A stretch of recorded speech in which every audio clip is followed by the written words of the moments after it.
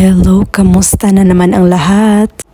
Welcome na naman sa ating buhay bilang OFW dito sa Qatar. Nung Sabado lang ito, late upload po tayo since sobrang busy lang po. Nag-breakfast lang po kami ng umaga and then mga 11:30 ay bumiyahe na po kami papunta sa Pearl. Ganito po talaga yung buhay namin ng mga OFW, lalo na yung mga yaya na may mga alaga.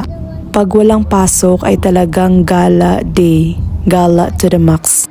Ini-drop lang pala kami dito sa Curiosity para makapaglaro yung mga bata. Mga 30 minutes lang yata yung laro ng alaga ko, nilobas na kami. Pinakain na nga namin yung aming alaga dito sa labas ng Curiosity. Tawanan pa nga kami ng mga kasama ko kasi nga dala naman yung isang buong kaldero. Dito matatanaw mo talaga yung mga magagandang view. Matataas na mga building, dagat, at saka bridge. Then nung mamaya-maya na bumalik na yung aming amo, ay bumiyahe na rin kami papunta dun sa nanay ng amo naming babae. Well, yung isang alaga naman namin ay pupunta siya sa party.